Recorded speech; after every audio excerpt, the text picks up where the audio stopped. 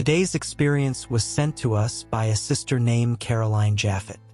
She saw 3 set of people in hell who did different common suggeries that eventually led them to hell.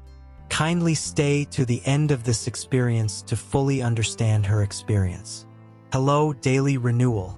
My name is Caroline Jaffet. I had this experience on the 14th of June, 2024. It was just another busy day at the restaurant where I work, the kind where you barely have time to think, let alone breathe. I had been on my feet for hours, taking orders, delivering plates, cleaning up after tables, and keeping the customers happy. When my break finally came, 30 minutes, I knew it wasn't much time, but I planned to make the most of it.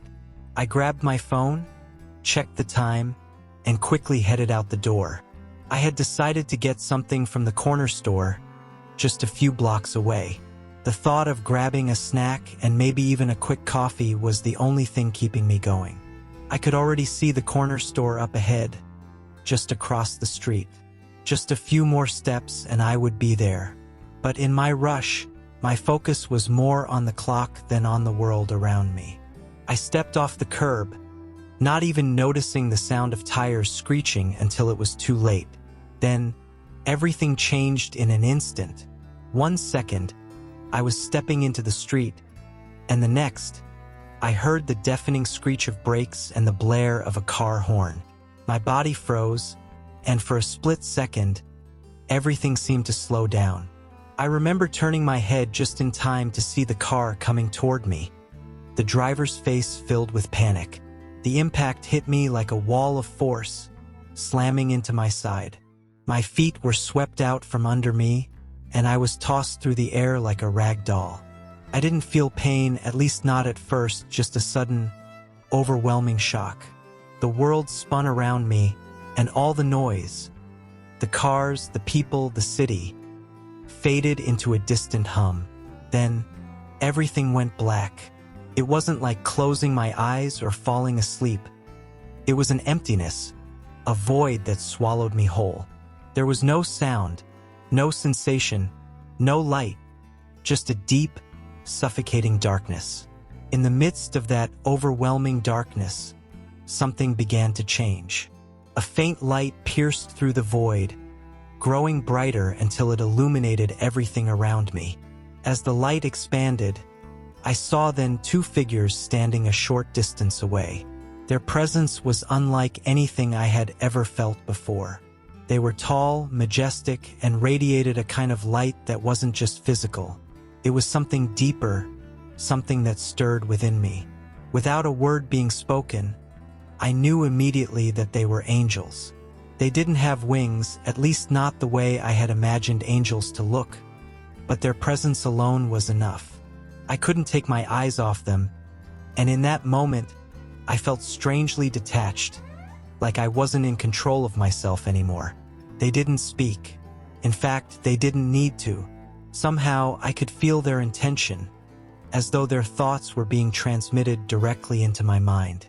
They turned slowly and began to walk away. Without thinking, without hesitation, I found myself following them. It was as if my body wasn't my own, like I was being guided. I wanted to speak, to ask where they were taking me, but the words wouldn't come.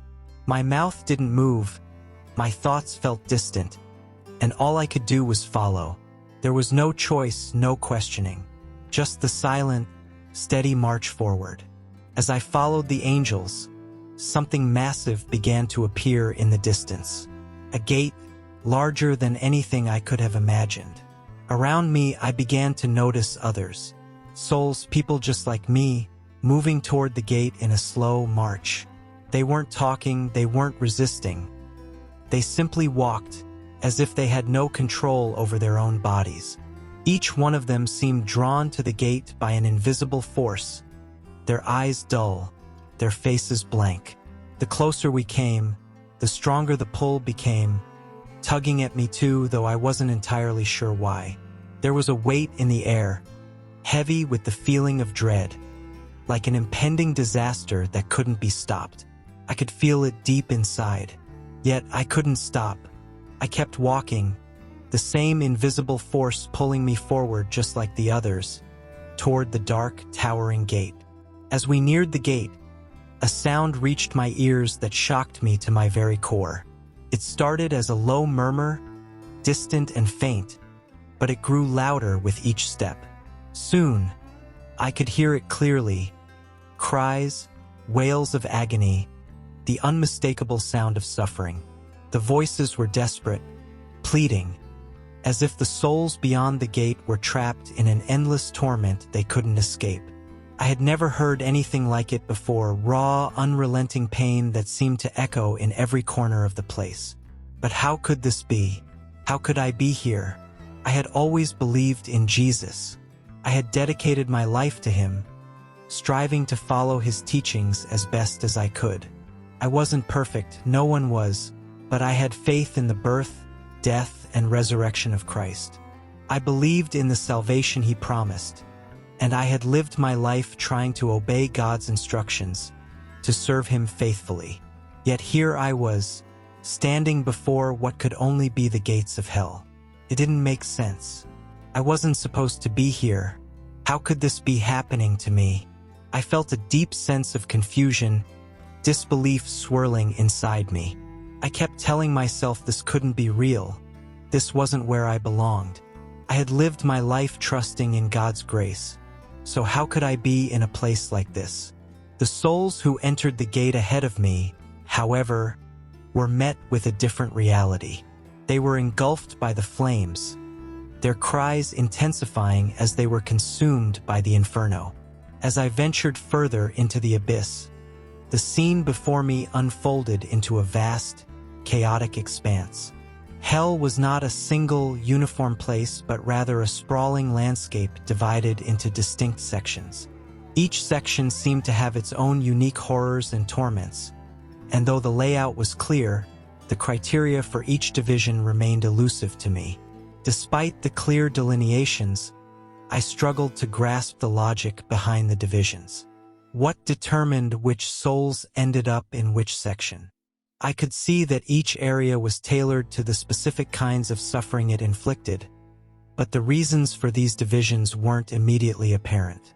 I was guided to a specific section that appeared different from the others. The souls here were subjected to torments that were intensely personal, directly related to the way they had altered their bodies during their lives. I saw men and women writhing in agony, their bodies treated in unnatural ways, suffering the consequences of their attempts to change or enhance their physical forms.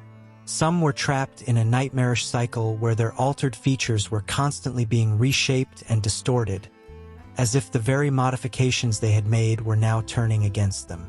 They were pulled and stretched, their skin torn and burned. In one corner, I witnessed souls whose attempts at cosmetic surgery had led them to a torment of endless disfigurement.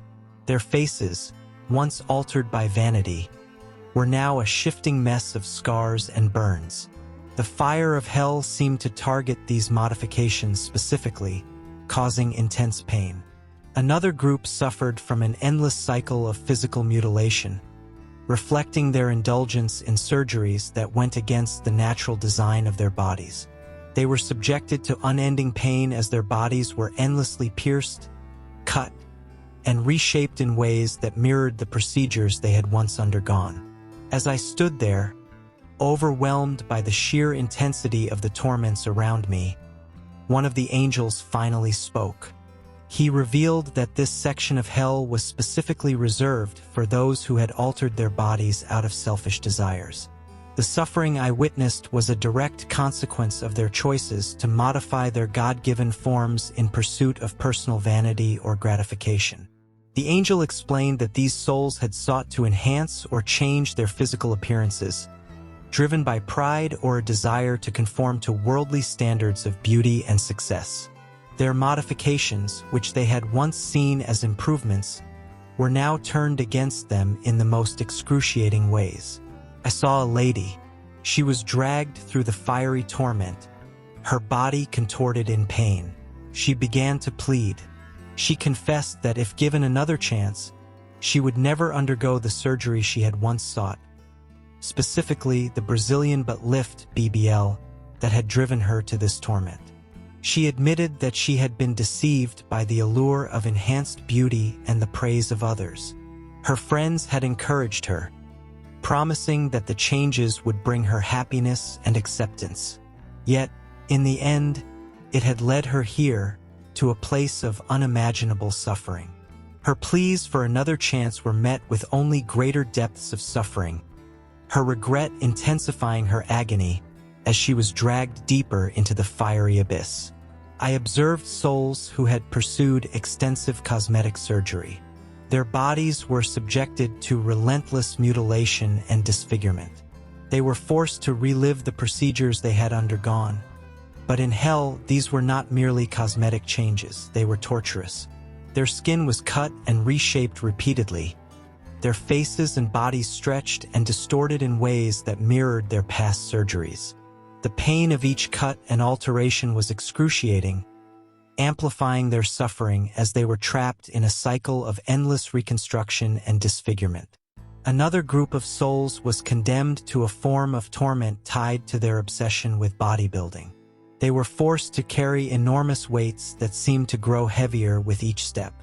The weight pressed down on their limbs. The weights were designed to be unmanageable, reflecting their obsessive pursuit of physical perfection and the resulting punishment for their vanity.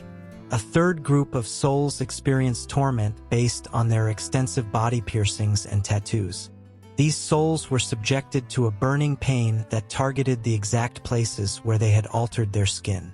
The flames seared through their piercings and tattoos, causing an agonizing burn that never ceased. Each time the fire touched a piercing or tattoo, the pain was intensified, as if the flames were specifically designed to torment the spots they had once altered.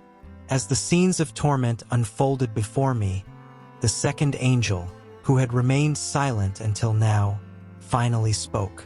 He revealed that the body is the temple of God, a sacred creation made with purpose and intention. The divine design of each individual's body is meant to serve a higher purpose, reflecting God's craftsmanship and wisdom. The angel emphasized that altering the body for selfish desires or vanity undermines this sacred purpose. According to the angel, every modification made out of personal vanity or for the pursuit of fleeting worldly desires disregards the sanctity of the body as a divine creation. My heart raced uncontrollably, and as panic set in, as the angels by my side began to fade from view, in an instant, everything shifted. I found myself abruptly pulled from the abyss, and the harrowing landscape of hell vanished. I gasped as my surroundings changed entirely, and I was lying on a hospital bed. My body felt heavy, and I could feel the bandages wrapped around me. The shift from hell to the sterile, calm hospital environment was almost surreal, making the experience feel like a vivid and unsettling dream. The urgency of the situation, coupled with the profound shock of my recent experience, left me with a deep sense of relief mixed with profound unease. All right, friends, this brings us to end of today's experience. Kindly like and share this video with your friends and families. Kindly subscribe to our channel and turn on your notification bell icon to be the first to get updated anytime we upload a new experience sent to us. Remain blessed.